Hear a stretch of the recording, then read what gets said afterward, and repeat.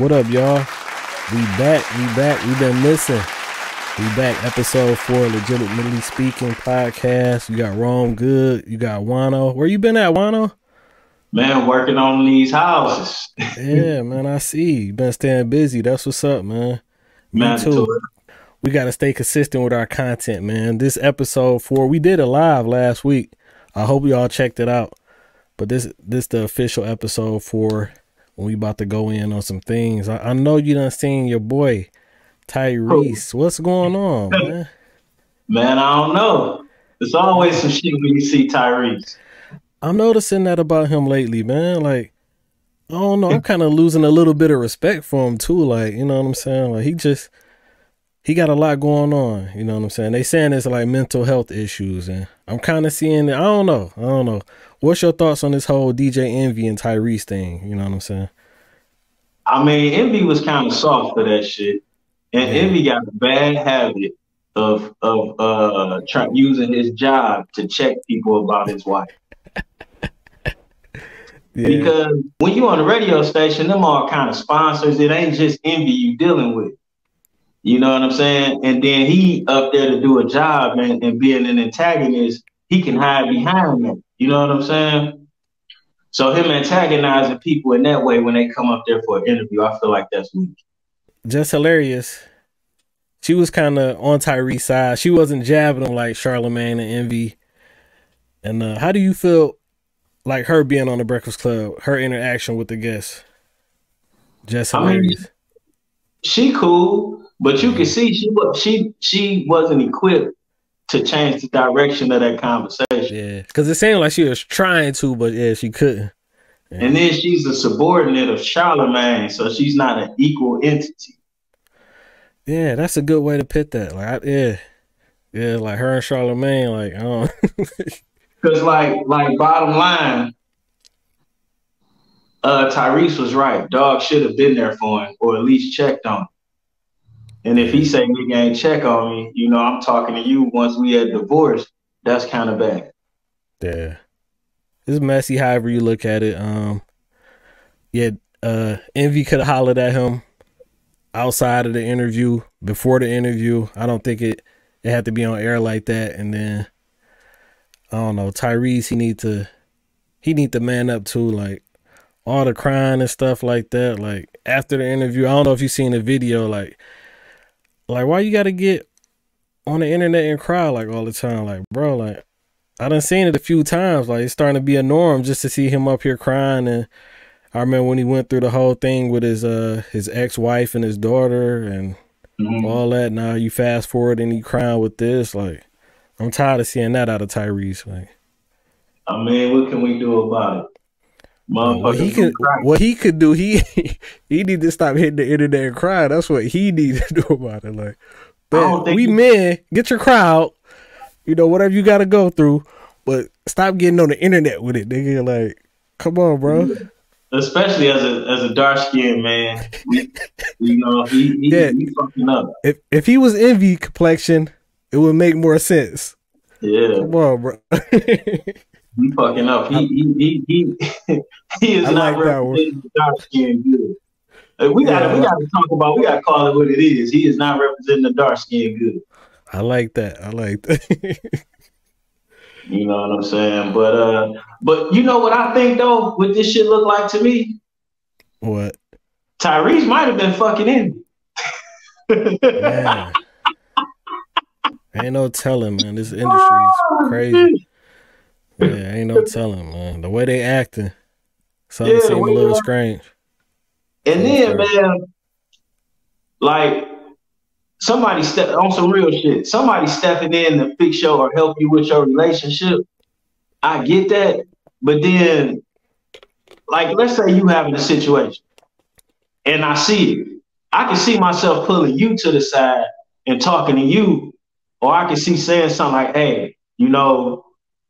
I hollered at him. You know what I'm saying? But when you talking about me consistently conversing with your old lady, that's kind of deep. Yeah, that's kind of crossing the line, like, you know what I'm saying? Yeah.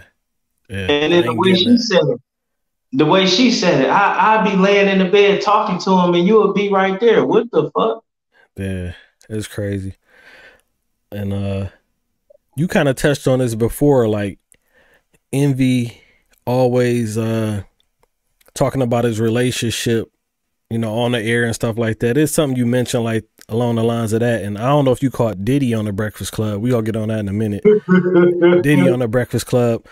Envy had asked him something, and Diddy cut into him. Yo, I'm gonna tell you straight up.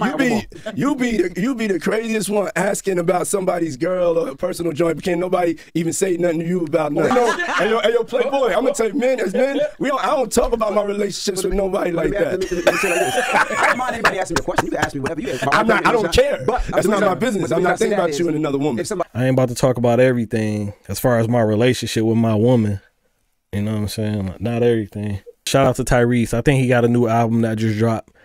Maybe that's a part of his whole rollout. I don't know. But we ain't really talking about the album. We talking about him being in his feelings more than the album. But it was only gonna be so much talk about that album regardless, man. Ain't nobody really trying to hear a Tyrese album right now. Nah, especially with the way he acting. Most definitely. Like I just mentioned, Diddy was on the Breakfast Club this week. Diddy or Love, I don't know what people are referring to him as. I'm gonna call him Diddy.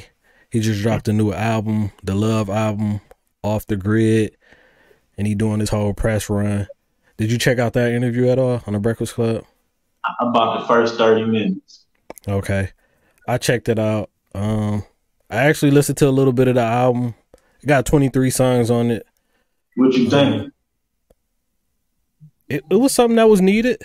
You know what I'm saying? Compared to all the music that we getting nowadays, you know, I be getting tired of all the drill shit and all that.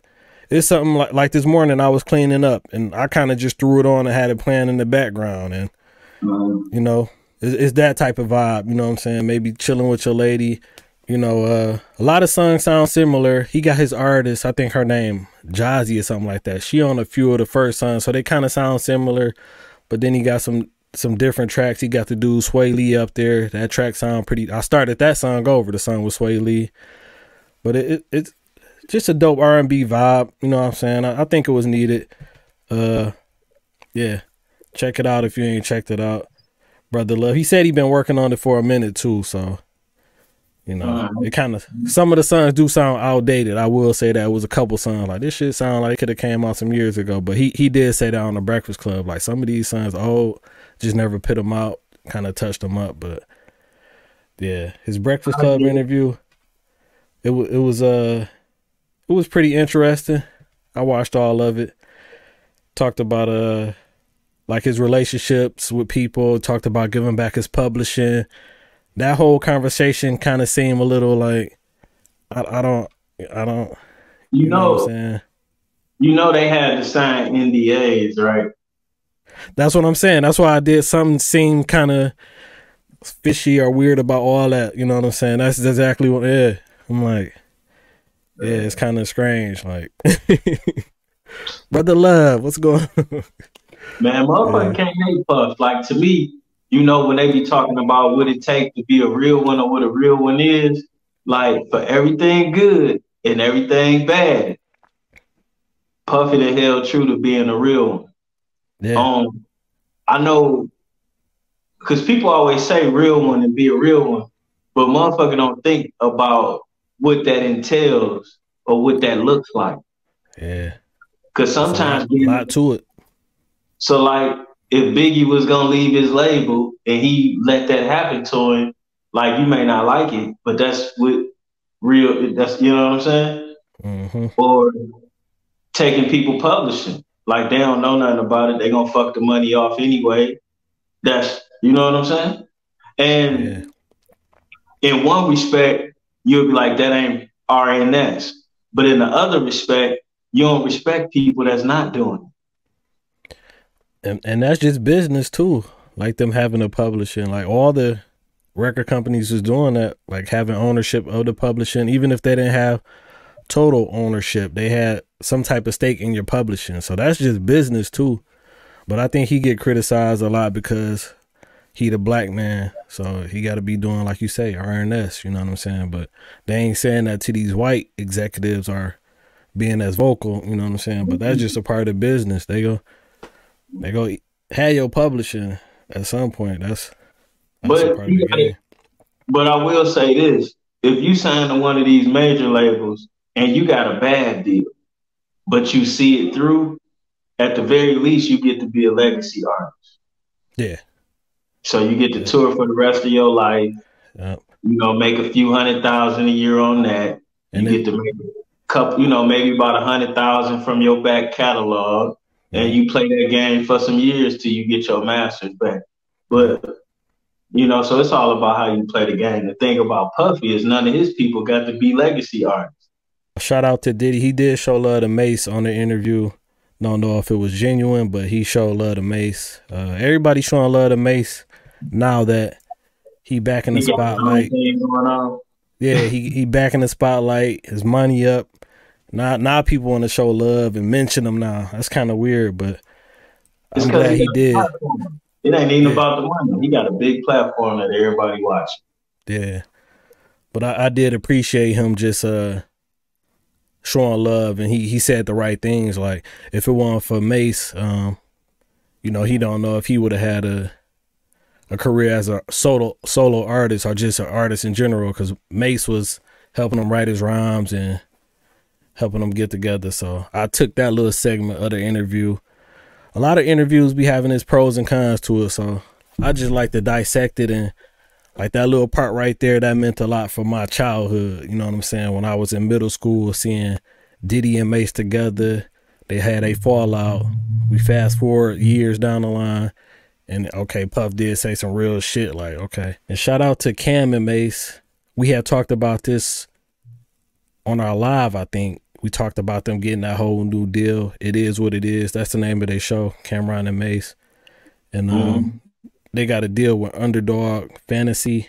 It's like a sporting book, and it's pretty much like a promotional deal. Sponsorship. And they like did the rollout for season 2. And ever since season 2 started, they doing like at least 4 episodes a week. Like every Monday through Thursday, 8 o'clock episode dropping. And they've been entertaining for me because I've been paying attention to the, you know, it's football season now. Like, just the people they picking is gonna make it super crazy. Antonio Brown and OJ, Yeah. and just the shit, you know, they be saying to each other. You know, so it's different than any other sports show on. You know what I'm saying? Just from that aspect alone, you hit it right on the nail. Like, they about to make it hard for niggas as far as sports commentators go. Yeah. And then they gonna be the only show that all the other commentators can go on. Yeah, and say what they want to say and how they want to say it. I want to hear like how we hear it in the streets sometimes, this sports stuff, especially now that it's so easy to bet on it. Like, come on, man, let's just. So I love it. Yeah. You need somebody like, them niggas is not gonna score 23 points, 14 at best. You need like that. I need to hear it just like that. That way I know, okay, don't take the points, bet the money line. You know what I'm saying? Exactly. Up and coming YouTuber, Zip with the Drip. Are you up on him? You been seeing his interviews? I'm hip. Yeah. He doing his thing. Let's get to that though. That guy. Let's get to that though. On the dirty couch. Yeah, he a character.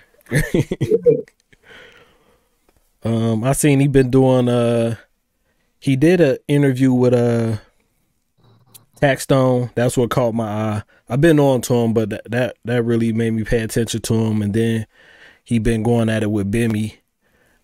You know, allegations of Bimmy being a snitch. He been bringing that to the light. And then most recently, he ain't put out a full interview, but he been putting out clips of an interview he doing with Supreme's son. And it look like that's going to be pretty interesting because they talking about 50 Cent and all that. Supreme's son. It seemed like that's going to be pretty interesting. He asking him a lot of shit about his pops and, you know. I don't like that shit they did to Bimmy. I don't like that. Me either. And then it's, from my understanding, it's unfounded. Yeah. And speaking on snitches, 1090 Jake, he been making his rounds. He did like a press run. He hit No Jumper. He hit Vlad, and just talking about his whole situation and everything. But he kind of, his name is coming up as being a snitch, and it seemed like people got evidence of him being a snitch. Have you heard about that? Dog, this is how I know I'm a real YouTuber now. Somebody sent me his paperwork. Wow. That's the same shit I said. Wow. You know what I'm saying? It's really paperwork of him out here snitching. Well, one of them is a jailhouse grievance where he had a physical altercation. And what was said in there? You don't want to be specific, but like what was what he did was a grievance can be filed for anything. It's mainly for injustices in jail, like I'm not getting my food, or my toilet is all stopped up, or the guards ain't giving me my medicine, or it can be for so-and-so beat my ass too. Okay. You know what I'm saying? So basically he got into a situation where somebody hit him with a rock in the side. And he claimed it happened in front of the police. And he wrote a grievance about the situation. But which is cool, because in jail you can have to write a grievance. But what's not cool is you are not supposed to put nobody else's name in the grievance. Like, let's say if somebody beat your ass and the cops don't do nothing, and you want to get some whatever. So if you know John beat your ass, you don't put John's name in the grievance. Okay. Question. Did he state any names in his paperwork? Yeah. And then I gotta get a shirt with my favorite blogger. He a snitch. And you wasn't feeling that Boston Richie shit, huh? Hell no. Man. I thought it was funny. I just thought it was funny. By 1090 Jake's own standards, what he did was snitching, because he was just saying cooperating in any form of his definition of snitching was cooperating in any fashion where you're giving up information. Pretty much anything outside of my car was stolen or my house got broken into is snitching. Mm. You know what I'm saying? Which I guess that's pretty much the line right there. Yeah. You know what I'm saying? Well, I ain't gonna say yo boy. I'm gonna say my boy, because I be listening to his music. Gunna, he just recently did a show in New York at the Barclays. And they said it was a sold out show, and it looked lit. I heard it. I'm like, wow, I ain't see that coming. Like he around here doing his thing. Like that label got a lot of that label, that record label he signed to is gonna make Thug play ball. And as far as Gunna go, like, this is the thing about snitching. It ain't about what level of life you subscribe to or none of that. It's about how you carrying it. And if you out here carrying it, like, I'm gonna do anything to anybody, and I'm gonna stand up for what come after it, and you telling on somebody, that's you disrespecting yourself. Yeah. You know what I'm saying? You being fake and flawed with yourself, because you could have been saying that. You could have been Charleston White from the gate. You know what I'm saying? Like, everybody ain't got to be a super thug, you know, and we got to just quit with these false fake narratives. If that nigga wasn't acting out here rapping and acting like he is a super thug, would nobody had cared, he told. Right. Wouldn't it be a conversation? Right. His raps would have been just as hard if he was like, I signed a thugger, but I ain't with the gang shit. He'd have still been just as hard. And I would have respected it, you know? Everybody would have respected it. He might have had me as an actual fan. I knew not to fuck with that nigga when I seen him. Yeah. I don't fuck with niggas with names like Gunna. Motherfuckers name like Do Dirty and shit. I don't fuck with them type of people. You know what I'm saying? I don't know if you caught this one though. It just hit the headlines this weekend. Offset, he been going back and forth with Nicki Minaj's husband. The Ravens? Yeah. Yeah, I seen it, dog. Yeah. I seen it. That might have been the softest shit I seen on the internet in my entire life. What gang or crew is taking orders from the R-word dude in the clique? Yeah. It's crazy. And he didn't just do a regular R-word. he took a gun and did some other stuff to a very young lady, allegedly. Well, no, it's in his paperwork. You know, while we was talking about in jail, I don't know how it worked in New York, but if he went to jail in Michigan with a charge like that, with those things happening in the charge, he wouldn't be walking around like he was big dog when he got out, if he made it out. All right. That shit's soft. My bad, I cut you off. I'm just tired of niggas picking on Offset, dog. This why niggas don't want to be in a relationship. People see this young man happy with his lady, and they just fuck with him like he's soft. Yeah. And if he come fucking back with somebody, then he gonna lose his spot. He gonna lose his lady. You know what I'm saying? And that's all it's about, is trying to make this nigga lose. These motherfuckers is some jealous, hating ass motherfuckers. The whole situation, Offset and Zoo having a back and forth. Little Zoo. Yeah, I don't know how to feel about it. You know what I'm saying? I guess they both taking up for their wife in a sense, but it's like, where did this come from? And I kind of respected Zoo just for having his wife back, just standing in her, you know, the background of her. He ain't really say much, and you know what I'm saying? He dealing with his own situation, the whole rape shit, and you know, now that he's speaking and he want to argue with Offset, it kind of just make he look even more lame to me outside of the allegations or whatever he is going through. Like, just the way he going about it, it's kind of just making him look lame. I kind of respected him being quiet and just nodding his head, hold her down. And it's like, you know, what you trying to get some clout now? You trying to, you know what I'm saying? Let Offset do what he do. Like, let the women do what they do. I hate when the older niggas want to be on the outside shit. Like, we outside, we out. Like, man, if you respect it, you respect it. Like, you don't gotta be, you know what I'm saying? I don't know. I don't like the approach with it anyway. Like, just out there with, I don't know. Like, it look, he lame and he add more lame sauce on it. Like, you getting even more lamer, nigga. Like, man, it's too many niggas taking shots at Offset, period. Mm-hmm. That shit within itself is corny. Everybody piling on to this nigga. Why? Because he wanted his proper money. Why? Because he wanted out of his deal. This nigga ain't wanted shit that ain't nobody else tried to do. And he ain't out here begging Jay-Z for help or none of that shit. He just trying to get his affairs in order. Trying to be a good husband. Why niggas gotta attack him? Yeah, it's crazy. Shout out to Offset. I think he has some new music that just dropped. I know he just dropped a new video. I'm gonna check it out. If y'all think it's dope, let me know in the comments. Make sure y'all getting these comments. We need y'all to interact with us. Shout out to Offset. He put up a video. He was with the screamer Kai Cenat, and when he left his crib, he went on a PJ. He went right to Colorado. So I wanted to segue to that. I like the celebrities coming through. Last week it was a lot of people there. Stephen A. Smith, Shannon Sharp. I seen Cameron there. I seen Wu-Tang there. This week the game come on late, but they already started celebrating earlier in the day today. I seen Lil Wayne. Like I said, Offset was there. So the spotlight he's putting on the whole organization is beautiful. I like what he's doing with his family, and just salute to Dion. Hopefully they win today. Y'all gotta win. All right, I know you done seen on social media, OG, legendary rapper, BG, he just got released. I know you seen it. Jizzle is out. What's your thoughts on Jizzle being out? What you think he gonna do? You think he'll drop some music soon? What you think about the videos that have been surfacing of him looking kind of spicy? I don't know if you seen it. His mannerisms and all that.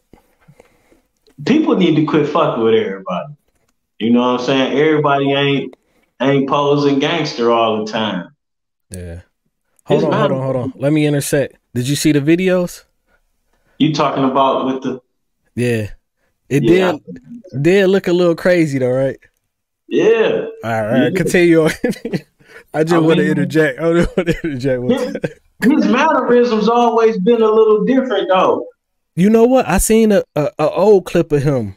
He was like at a concert or something, man. It was the same type of, you know, mannerisms, like the way he moved and the way he talked. Like it was. That was one of my little pieces just calling me here. I'm about to go meet over there by the basketball goal. You hear me? Before I get from out here. I'm saying, you know it's about to get dope out here, so it might get cut through in a minute. You hear me? They gonna be pulling them choppers out. Like you can see it in his face more because his face fat and he got them glasses. That's the number one thing. He need to get rid of the dreads and the glasses. Because whatever he do with them dreads, they gonna say it look more gay. Yeah, yeah. You know, he got to get rid of the dreads and the glasses, man. Yeah. Like niggas need to get off his back though. It's like we can't wait to diss the OGs. They didn't ruin TK Kirkland, Bimmy, BG, motherfucking Steve Harvey, Bill Cosby. You don't be a nigga and live past 55. They gonna fuck your whole rep up. Man. They going hard on BG. I'm glad he out, man. Hopefully he drops some new music and go fuck around, go back to jail. Niggas keep fucking with him. Yeah. I see Birdman pick him up. Hopefully I've been hearing them talk about maybe doing like a Cash Money tour. I think that'd be dope. I'll go to that. So salute to BG. Glad he free. Yeah, we gonna see about that. Yeah, see what BG gonna do. Speaking of people doing stuff, what you got going on, man? I've been paying attention to your channel. If y'all not hip to Wano's channel, check him out. Wano's World. The link is in the description. He been having a lot of dope content dropping. I see you've been segueing to different things. What you got going on, Wano? Well, I'm about to break my channel into a couple of different shows, make more quality content that's consistent of, you know, versus me just speaking on stuff, you know. But right now, we in the set of, really, this is going to be Wano's World. And we on the set of my new show, The Landlord. You know, I had I'm gonna walk you through me being a landlord, the ups, the downs, the surprises, the horrible ass tenants, nigga. Not getting my rent money. I be hearing a lot of crazy landlord stories, so I think that's some dope content to be putting out there. You know, giving us your perspective. So that's dope. That's out of the box right there. That's outside the box. Yeah. First episode coming real soon called "Don't Rent the Family." Okay. I look forward to seeing that, bro. Please do, man. How about yourself? Man, just been steady putting out more consistent content. Working on my niche of videos. And just really trying to grow the channel, being consistent. I'm noticing the viewership going up, the subscribers going up. So just sticking at it. This whole YouTube thing, it ain't easy as people think it is. You know, you got to stay at it. It's work. You actually got to put the work in, and I'm realizing that, and I'm actually liking it. I like, you know, putting the content out there, and I'm gonna keep it going, man. Keep it going, keep it growing. And I get a little feedback off of you, motivation off you. I see you doing your thing, so. You know, that helps me, you know what I'm saying? Like, so you gotta work it like a fat girl, man. When you having sex with a big sexy, man, you know, you can't just be in it. You gotta grab a titty. You got to grab a neck. And then sometimes the titty ain't just right there. You gotta get and put the titty back. You understand? Then you gotta open the cheek. You gotta reach around her. Oh, you got to fuck this bitch, man. That's a good way to put it, man. You got to fuck this bitch, man. And on that note, we gonna wrap it up, man. It's your boy Rome Good. Episode 4, Legitimately Speaking podcast. We on y'all next time. Make sure y'all subscribe if y'all ain't subscribed. We out.